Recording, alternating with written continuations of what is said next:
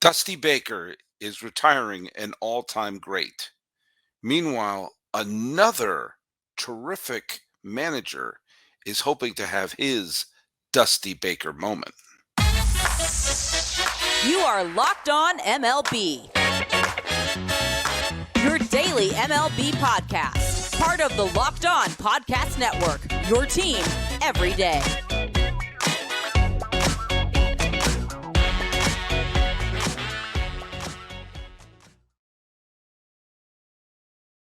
Hello, baseball fans, and welcome to Locked On MLB, part of the Locked On Podcast Network, where it's your team every day. This is the daily podcast. We talk about all of Major League Baseball. I'm your host, Paul Francis Sullivan. Please call me Sully. I am an Emmy-nominated television producer who has been a baseball podcaster for well over a decade now, and we're wrapping up my fifth full season here on the Locked On Podcast Network. Thanks so much for making us your first listen every day. And if you do listen to us every day, hey, do me a favor. If you follow us on Twitter at Locked On MLB Pods, same handle for Instagram, or if you follow us on wherever you get your podcast, you follow me at Sully Baseball on Twitter, or whatever it's called now, Sully Baseball Podcast on Instagram. If you leave a comment, make sure to leave the hashtag Everyday Sully, so I have an idea of who's listening to every single day. And you please subscribe to all those places I just said, and let's enjoy the show. This is going to be we just finished doing, and I mean just, as you can tell, I'm dressed the same. We just finished doing our World Series preview with Brice Paterik and Millard Thomas, which aired yesterday. There's going to be a segment in this show that we're doing today, which was a bit of a spillover. The three of us were continuing to talk after we were done with the episode, and we realized the conversation we were having is one that we should probably share with you all, which is our thoughts about the length of the season and whether or not we should do something about that. And it got a little animated and everything. We were all three opinionated people. Hey, we got a bunch of things we got to talk about today. Let's answer the trivia question, of which I said, who has the most career World Series saves in Diamondbacks history? And John Murphy Jr. guessed Byung-Hyun Kim, the embattled closer, talented but embattled closer of the 2001 World Series champion Diamondbacks. No, actually, that's not the answer. And the answer was Virgilio Piano got it correct. There's been no saves in the World Series in Arizona Diamondbacks history. The three games that they had won before the epic Game 7 were all blowouts. Curt Schilling won his game. Randy Johnson threw a complete game victory in Game 2. Randy Johnson threw another solid blowout game in Game 6, and then Game 7 was the walk-off hit. So the first, if a save is recorded by the Diamondbacks in the World Series, it would be the first ever World Series save by a Diamondbacks pitcher. So maybe that was a bit of a trick question. And we're going to talk a little bit about this in the segment, but I'm totally bewildered by some of the backlash that's already happening about this World Series, about it being two teams that nobody seems to care about, and there's no juice about it. And I'm old enough to remember when people were complaining it was nothing but big market teams and the same teams over and over again. The Red Sox and Yankees win it every year, and the Braves win it every year. Okay, well, here are two new teams. And it's all the Northeast bias, fine. Dallas and Phoenix. You don't get further from Northeastern bias than that. And now it's, but who wants to see those teams? You got to make up your mind, folks. You got to make up your mind about what you're getting outraged about. Nate Silver, who made one accurate prediction in his life and people still want to listen to him, was talking about how this is one of the least exciting World Series matchups ever. Well, Lottie freaking da. How about we watch the series before we declare it a garbage matchup? Best World Series I've ever seen is 1991. Minnesota versus Atlanta. Two cities I had never been to at that point. Two teams I had no dog in that fight. Anyway, there was some big news that happened the other day. Dusty Baker. I think no one was really surprised by this. Dusty Baker called it a career. And he's one of the all-time greats. He has managed for a long time. Is among the all-time league leaders in victories by a manager. and he's had an extraordinary career as a manager. Now he is a three-time manager of the year. He managed for 26 seasons, and in those 26 seasons, he's had 10 first place finishes and a couple wild card appearances as well. And the fact of the matter is he got a first place finish with the Cubs, first place finish with the Astros, first place finish with the Giants, first place finish with the Reds, and first place finish with the Washington Nationals. 5 different teams he brought into the postseason. No New York teams, no Boston teams, no Los Angeles teams. Got his ring as a player with Los Angeles. But everywhere he went, they won. Everywhere they went, the players were willing to run through a brick wall from. Now, people have always criticized how he handles pitching staff, how he's handled this, that, and the other thing. How could anyone criticize how he handled the Astros? And as I said, for someone who has been beleaguered by some of the questionable pitching decisions in big games, pulling Russ Ortiz too soon, letting Mark Pryor in too long, this man managed the only combined no-hitter in the history of the World Series, which meant he must have been pushing some buttons correctly. And he was fired by Washington and was not there when they went on to win the World Series. He was fired from Washington after losing the playoffs in 2017. And then they missed the playoffs altogether in 2018 and then won the World Series in 2019. He took over the beleaguered Astros, who were beleaguered on by their own fault, deflected the attention, got them to the League Championship Series all 4 years he was the manager, got them to Game 7 of the League Championship Series in 2020 and 2023, back-to-back World Series appearances, and the World Series title last year with his 106-win team that beat Philadelphia. There is nothing he did wrong in his managerial. There's nothing you can point to in his managerial resume to not put him in Cooperstown. And any issues that he had handling the pitch staff from the Giants or the Cubs or anything became absolute wisdom, and he walked away with his team being an elite squad. Now, who should replace him? To me, I think this should be the absolute shortest managerial search of all time. And no, I'm not going to say Brice Patek's lieutenant. I'm going to say Joe Ibotta, who's the bench coach and who has been courted by so many other teams. They should have announced that today. And who knows, maybe by the time this drops, it will be announced that he is the new manager. But yeah, he's been the bench coach there forever. A lot of teams have interviewed him. So yeah, why not just say, here, it's your team. You know everyone here. Go. An interesting thing that on the day that Dusty Baker retired, Bob Melvin left the Padres just 2 years after joining the Padres and getting into the League Championship Series in 2021. Obviously, they had a disappointing year. They finished only 2 games behind the Arizona Diamondbacks. But you get this, you're smelling in the air that the Padres, who went for it this year, may be thinking of tearing it down. And maybe Bob Melvin is saying, I don't know about this. There's the opening with the Giants. He played for the Giants. He's from Menlo Park. He's born in Palo Alto. And he obviously has tremendous ties in the Bay Area. And he was hired to be the Giants manager. And it is a perfect fit. And I have no doubt the Giants are going to do quite well, thank you very much, under his managerial tutelage. Like Dusty Baker, he has done just about everything except win it all. And if you look at his record, it is Dusty Baker-esque in terms of, okay, he hasn't had as many years as a manager, but he has been a manager for 20 years. Okay? You know, Dusty for 26.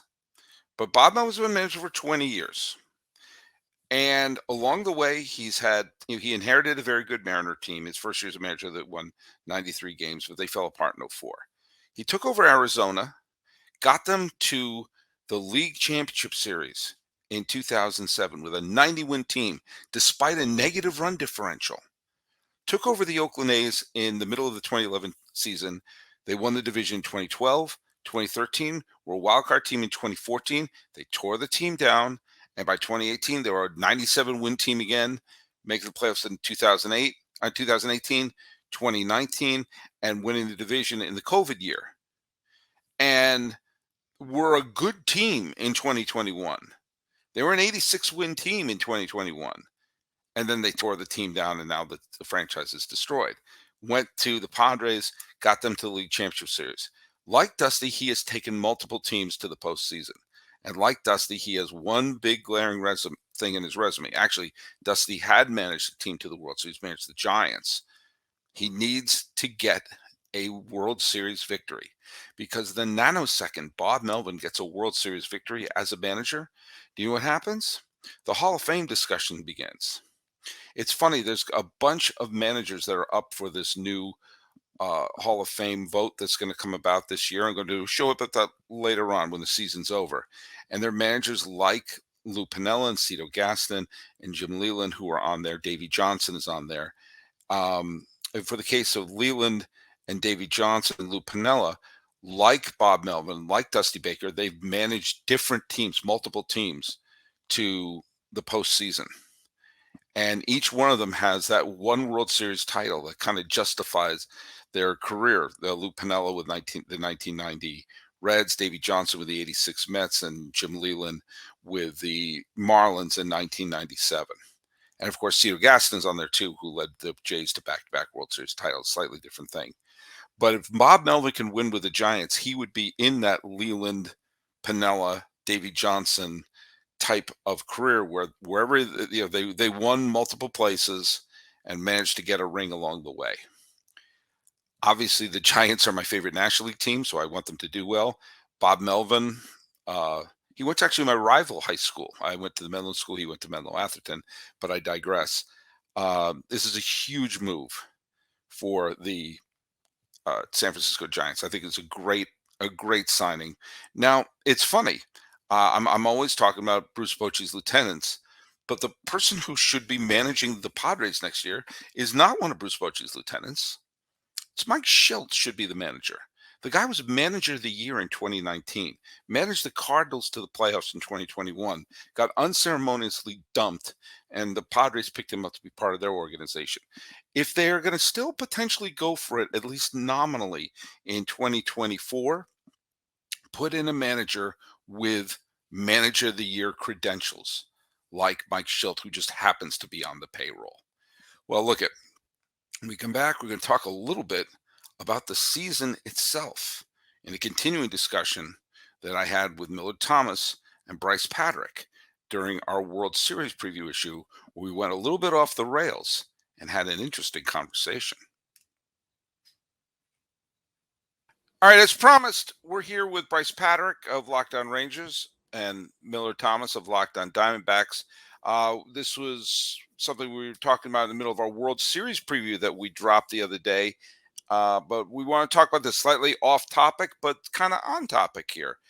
We have, for the second straight year, we have a team that barely got into the playoffs. The last of the wild card teams is in the World Series. For the second straight year, the teams with the best record got bounced unceremoniously. Toodaloo, get a cab. 100-win teams can't make it out of the division series. There is, of course, a very easy solution for that, which is win your games. However, by having a 162-game season, of which a team that barely finished above 500 is representing one of the leagues in the World Series, while there are teams that spent the 162 games being dominant and people saying, oh my God, is this the best team in their franchise's history? And the answer is they'll be completely forgotten by mid-October. The question is the regular season devalued with the longer playoffs? I have my thoughts, but I want to have the thoughts. Granted, you two are probably huge fans of the current playoff system and regular season, but does the fact that it's a total crapshoot with more teams in it devalue the regular season? And Millard Thomas or Brice Paterik, I'm giving you a jump ball. Whoever wants to take it first here. I'll go first. All I'll right. go first. I think it's maybe a little bit devalued, but also, like you said, the solution is just get good, win your games. And like the fact that it's this Braves and the Dodgers team, especially, like the D-backs handled them pretty handily. But I mean, the value of the regular season, I mean, the Rangers were basically almost tied with with the Mariners at the end of the season. And the Mariners went out and dealt away their closer, Paul Sewald, at the deadline. And the D-backs went for it at the deadline. And the Rangers went for it at the deadline. And some other teams didn't. And those teams got bounced. And like that Dodgers team, while they were very good, they were flawed. And the Diamondbacks were better set up for the postseason. They weren't better set up for 162. And like they're totally different things. I really like in European soccer how they have, the end of the season, there is a trophy for whoever had the best record in the regular season. And then they also have the knockout tournaments because they're two different things. Like being great for 162 is an amazing accomplishment, but also it's different than winning the playoffs. And it's not an indictment of the system. It's just how baseball works. That's like the President's Cup in the NHL. If you have the best record in the regular season, that's a very hollow flag to hang up in your rafters when you get bounced early in the Stanley Cup playoffs. Millard, speaking of the Stanley Cup playoffs, Yes. Tell me your thoughts on that. Yes. To answer the question, has the regular season been devalued? I would like to answer no, because the reason we're asking this, right, is because we saw the Braves and Dodgers just lose 200 win, dominant teams. Why play 162 games if those dominant teams are just going to lose in the first round of the postseason, right?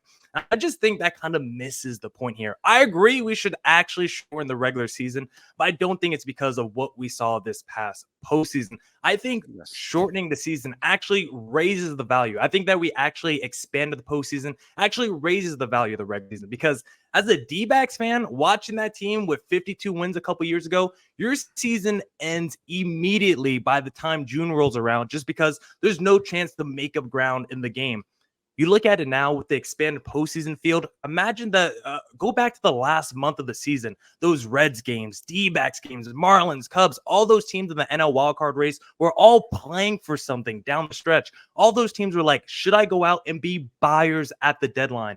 Maybe at the end of the season, we didn't get the result we wanted because the Dodgers or Braves didn't win, but you were able to go into the regular season, go into the deadline with more teams than ever, feeling like they had a chance to make it to the postseason. And now you see a team like the D-backs showing you that, you just got to make it to the dance, and then anything is possible. I do think we have to shorten the regular season, because I never believed 162 games was the right arbiter of which team should make the postseason, because we saw if you expand the postseason a little bit, that third wildcard team might make it to the World Series. So how can 162 games ever be the arbiter? When we had the 2020 shortened season, after 60 games, did we feel like the wrong teams made it to the postseason? No. So I think the whole discussion of should we shorten the season, I think that is the right discussion, but I don't think it's coming from the right place. I don't think it's the postseason is the reason we should shorten the playoffs, or shorten the regular season. I think we should just shorten it because it's way too long. And I would actually, I would actually want more if each game mattered a little bit more, because there were less games.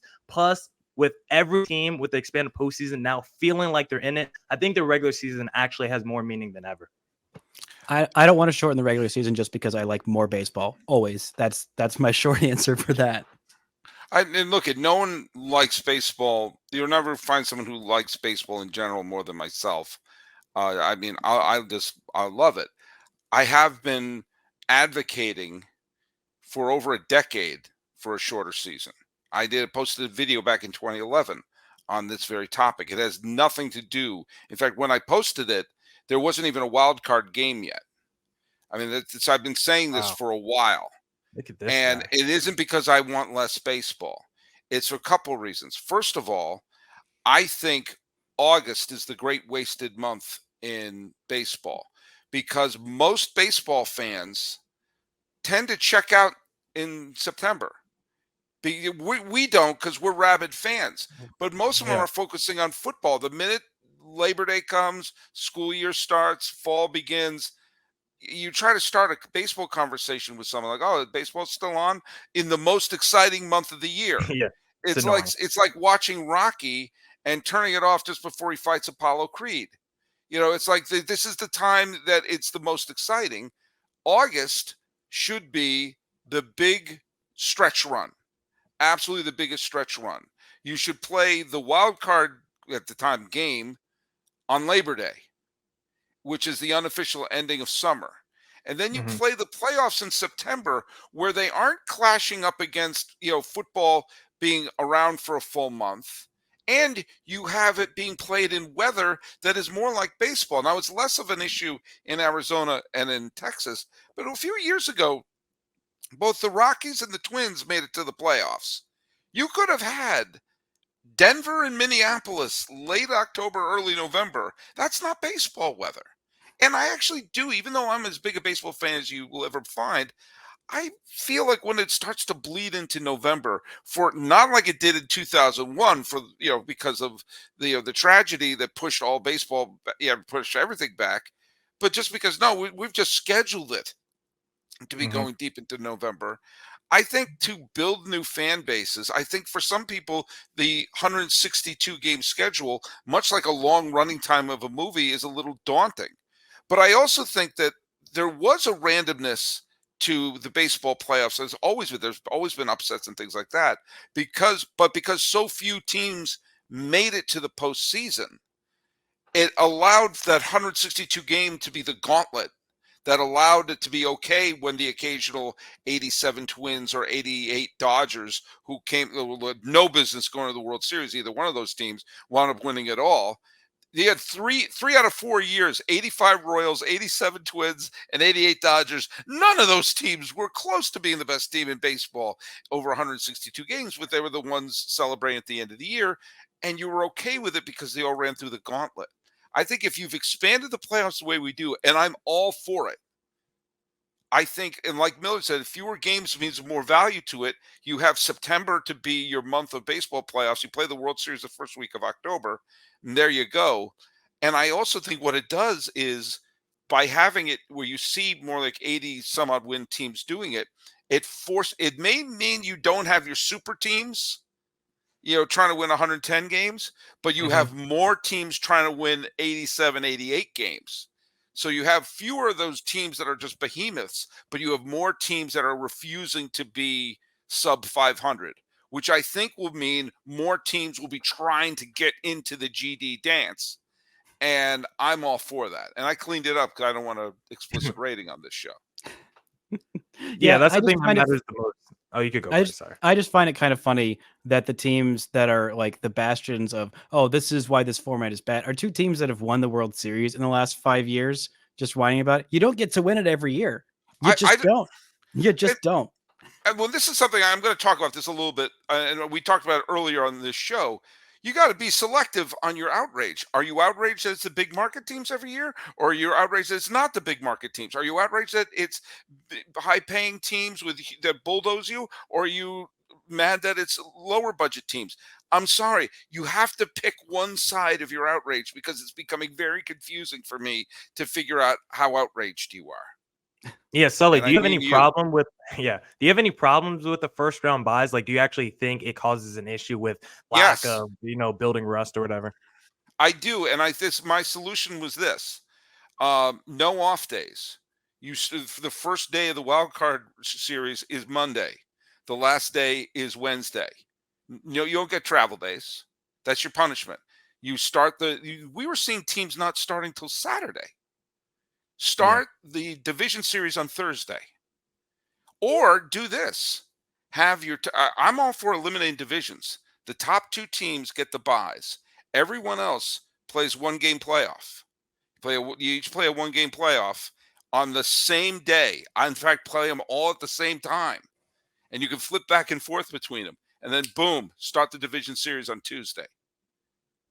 Hey, the NHL just dropped, I think, their red zone, like it's called like Frozen Frenzy or something. Baseball needs to get on that. I mean, with the MLB playoffs here, I mean, how dope would it be? MLB Big Inning was a lot of fun on game 162. I'm just saying. And this year's game 162 was a dud because all the spots were clinched. But now you have game 162 with 4 elimination Well, games actually, happening at the same there time. was something that happened on game 162 that Yes, was up for grabs. that is true. But it wasn't like every team had clinched a playoff spot. You know what I mean, Brice Paterik? Don't make me fly out to Texas.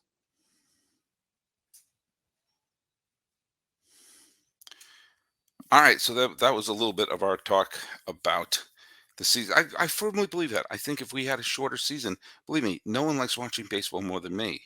But I actually think it would help. It would help grow interest in the sport. It would help make the games mean more. I think there'll be fewer injuries. And you would also preserve a lot of those records. It's going to be a heck of a lot harder to get to 700 home runs if you're playing a shorter season. All right, I digress. By the way, I was thinking about something the other day. I was thinking about the fact the Arizona Diamondbacks are in the World Series, and I was thinking about the fact that a few years ago, Paul Goldschmidt asked out. He said, "I'm out. I want trade me away from this place because they're not going to contend anymore." And so the Diamondbacks are in the World Series, and the Cardinals are an absolute mess. And Goldschmidt, who was wonderful for his many, many years with the Diamondbacks, should have looked at Diamondbacks history and realized, just wait. Look at no one's going to look at the Diamondbacks as a dynasty. No one's going to look at the Diamondbacks as a franchise like, oh man, they're a powerhouse or a juggernaut. However, if you look at the history of the Diamondbacks, there's not a lot of downtime. If you're a Diamondback fan, be patient.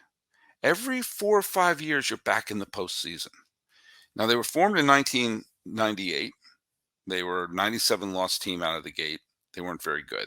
They signed Randy Johnson, which became one of the single greatest free agent signings in the history of baseball. They immediately became a 100-win team and made the playoffs their second year. By their fourth year, they won one of the greatest World Series in baseball history. By the end of their fifth year, they had been in the playoffs 3 out of 5 years. Okay, then they fell apart. By 2004, they're a 111 loss team. Complete disaster. What a shame. Oh, what a disaster. Wait a minute. In 2007, they had the best record in the National League. So between 2002 and 2007, things were bleak in Arizona. But then they were good again. They made the postseason. They had a couple more good years, then they fell apart. Oh, it's bad to be a Diamondbacks fan. Boom, 2011. They're back in the playoffs. But the time between 2007 and 2011's not that long. Just ask Mariner fans how long it took to get back in the playoffs. Just ask Oriole fans who didn't see a postseason series between 1983 and 1996. And then from 1997 to 2012, giant chunks. Think about Royals fans who went from 1985 to 2014 without a single appearance in the playoffs. Pirates from 92 to 2013, no appearances in the postseason. Yet, every 5 years, if you're a Diamondback fan, you'll be rewarded. Okay, they lost a heartbreaking series to Milwaukee in 2011, and then they became a mediocre team and things got really bad. But boom, 2017, they're a wild card team, and they won the wild card game against the Colorado Rockies. They wound up getting whumped by the Dodgers, but it was good to be a Diamondback fan again. Then they were okay, but not great. They decided not to fire Torey Lovullo after a 110 loss season. And oh boy, but 5 years have gone by and boom, they're in the World Series. It's interesting when you see this team rewards their fans, maybe not with a World Series championship every 5 years, but a trip to October, a meaningful summer. If you are a Diamondback fan, you've had, and you're 10, 15, 20 years old, you've had 2 or 3 trips to the postseason, 2 or 3 summers where things are looking great, and you've been rewarded this year with an unlikely team. Now, what's probably going to happen is they'll be good for a couple of years, then things will fall apart, and then boom, 4 or 5 years after that, they're back in the playoffs. There are a lot of franchises that would love to have a history like that, especially with a one World Series title. They've already had their signature moment. It's funny how the signature moment was the Luis Gonzalez hit, while the Tony Womack hit was actually 1,000 times more dramatic. But I digress. What I'm saying is, Diamondback fans, It's pretty good. It's pretty good to be a Diamondback fan. I'm just saying, I'm sure Millard Thomas would agree with me. It's not always great to be a Ranger fan, and they had their signature game. Unfortunately, they were on the wrong side of it, which was Game 7 of the 2011 World Series. Now, here is the trivia question for today. Everyone remembers David Freese got the game-tying triple with 2 outs in the bottom of the 9th to tie that game. He also hit the walk-off home run to win it. However, there was another inning where the Cardinals were 1 strike away from elimination. Would have made the David Freese hit a wonderful footnote in St. Louis Cardinal history. Who else got an RBI hit with 2 outs, 2 strikes, and the Cardinals on the verge of elimination to tie the game? Who besides David Freese got that big hit in that same game? That's a trivia question for today. Next episode we're going to have will be after Game 1 of the World Series. So let's have fun with that. So follow us at Locked On MLB Pods on Twitter and Instagram. I am your pal Sully. I'm at Sully Baseball on Twitter, Sully Baseball Podcast on Instagram. Going over managerial decisions and why 162 may be a little too much and why it's good to be a Diamondback fan. This has been Locked On MLB. I'm your host, Paul Francis Sullivan. Please call me Sully.